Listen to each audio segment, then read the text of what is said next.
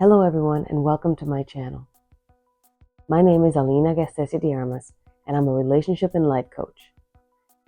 And today we will be talking about Love is Blind Season 6, all the way through to Episode 9. If you haven't caught up yet, it might be a good idea to stop here.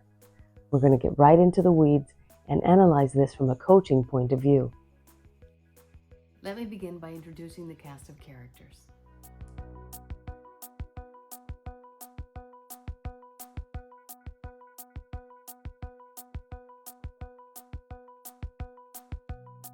We are also going to discuss what behaviors helped and hindered each of the pod members from finding love and from making connections, them more desirable than others. For example, Kenneth and Brittany.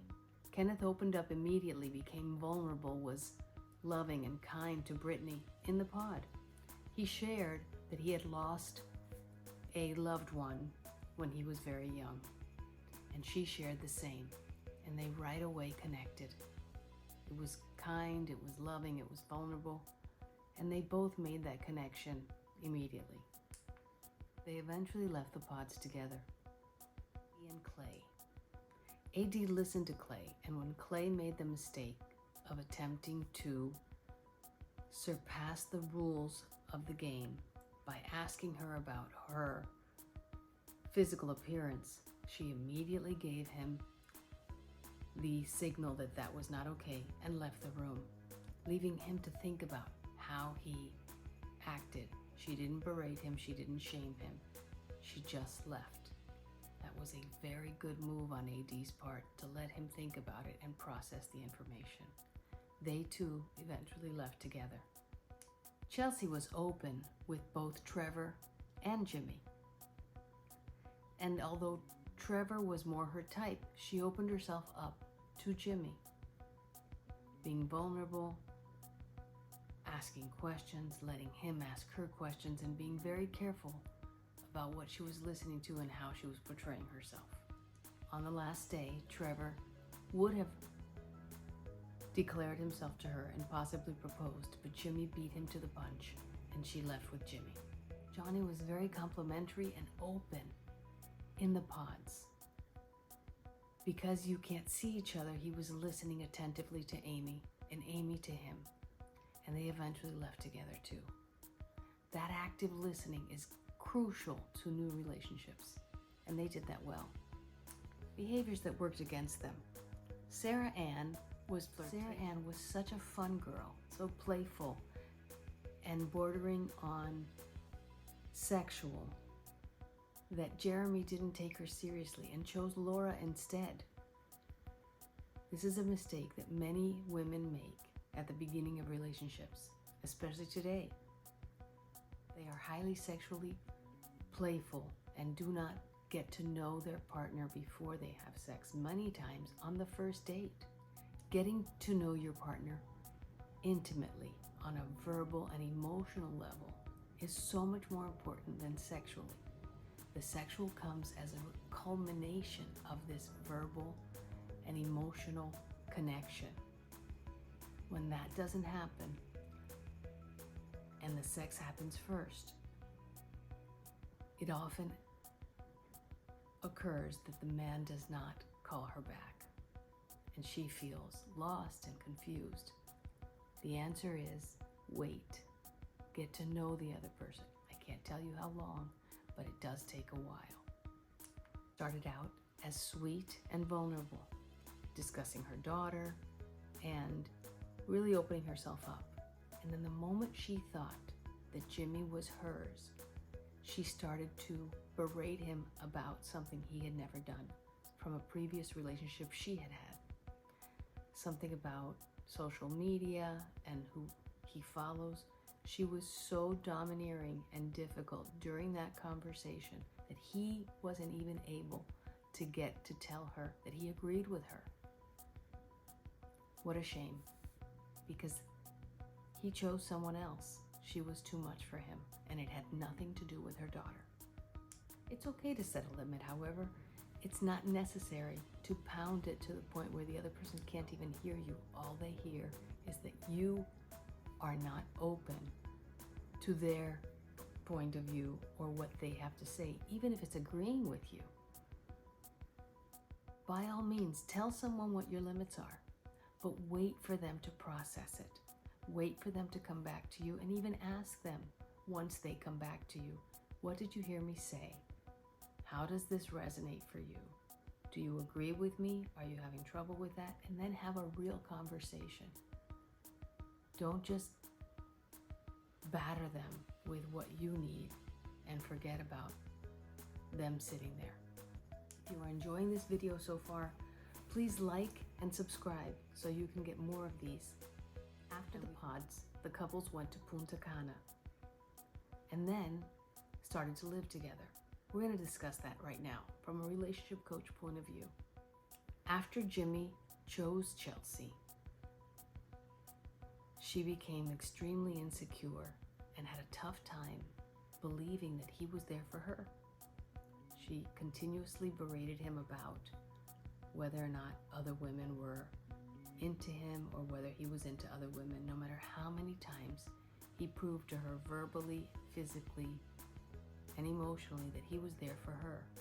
It was interesting when Chelsea told him on the beach that he was the most handsome man on the beach and that every girl was after him.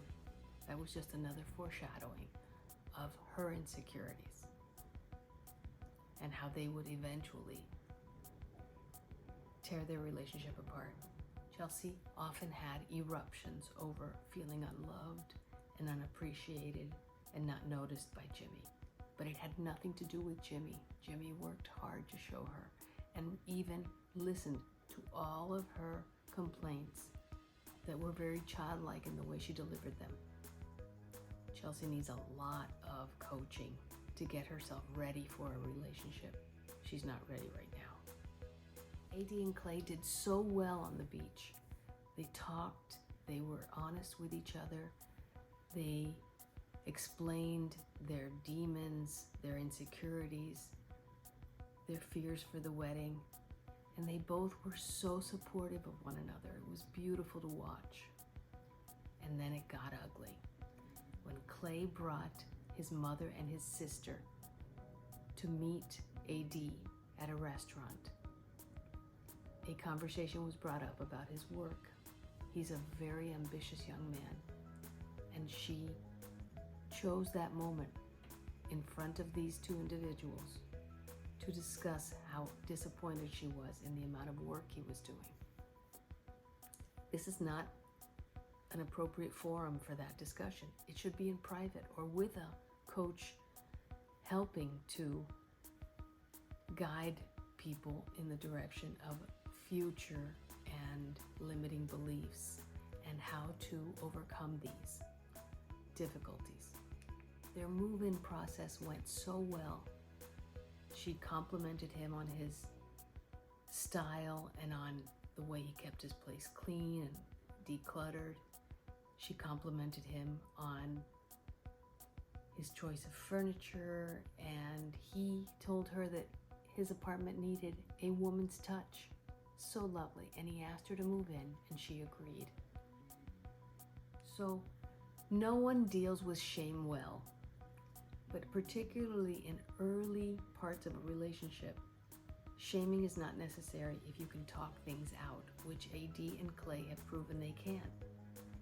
When she brought up this information in front of his sister and his mother, I'm sure that Clay felt shamed and not work it out. They seem to have good communication and an ability to really understand each other when they speak. Good luck to them. Laura just can't help herself. She is hypercritical of Jeremy, and Jeremy needs a great deal of positive affirmations and acknowledgement for his efforts. His gym is impeccable, his home is impeccable, and all she does is look for more ways to find some fault in Jeremy because of her own insecurities and her need to be important to him in a way that he doesn't feel he's all that. Not fair to Jeremy at all. Laura requires coaching before she can be in a relationship so that she can hear her own negativity coming out before it actually does. And she can reframe it possibly so that the other person can hear her compliments rather than her criticism. But it's too late. I believe that Jeremy made a mistake and was caught in a lie visiting Sarah. Jeremy said early on that he wanted to keep Sarah as a friend. As a relationship coach, I really don't believe those are good ideas to keep exes as friends. There's just too much temptation and it doesn't work out. I don't think it's going to work out for Laura and Jeremy.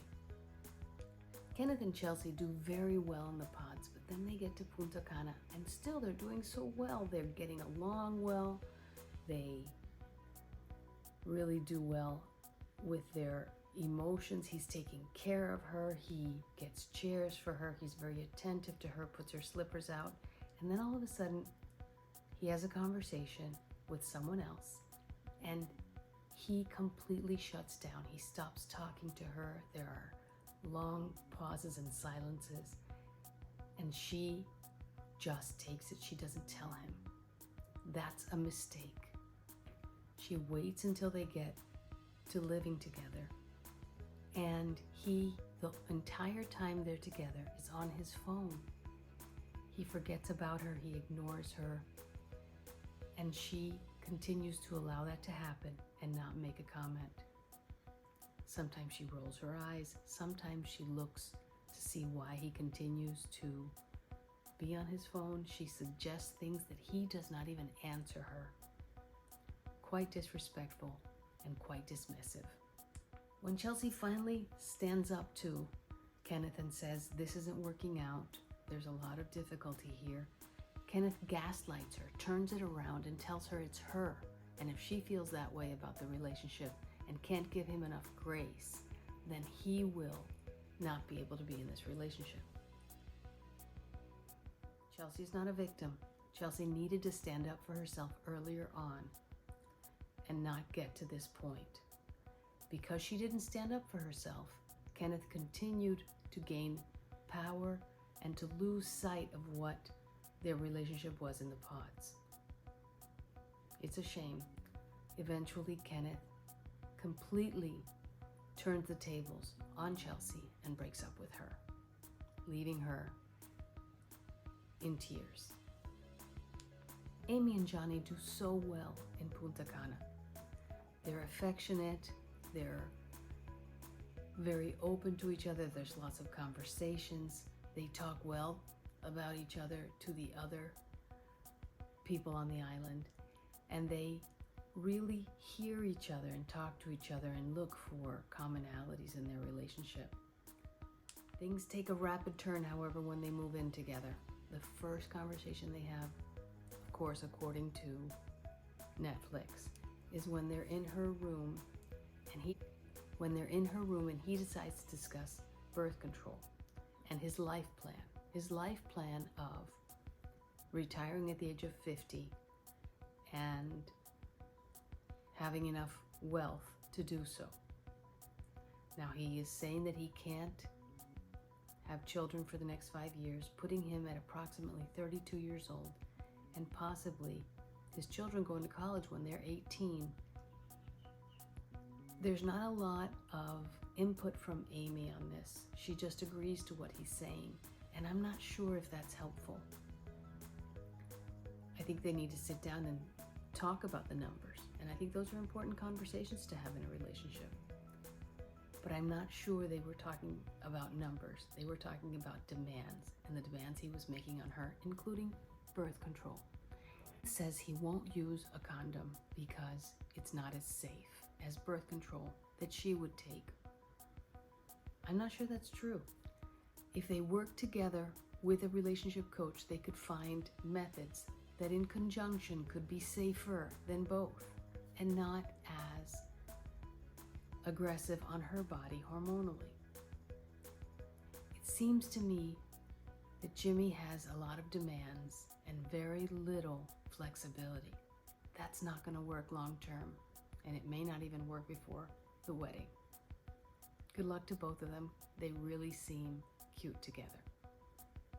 Now let's all keep in mind that this show is snippets of these couples' behaviors, and they really need to be able to talk to each other, and hopefully we've missed times they have, because they seem to be really in love and tolerating each other quite well despite all of these negative things that are coming out.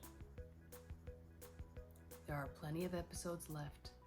I'm excited to see them, and I'm excited to review them. I will be analyzing them through a coaching lens, and hopefully we'll be able to see some beautiful weddings and some lovely interaction between couples. Thank you so much for watching.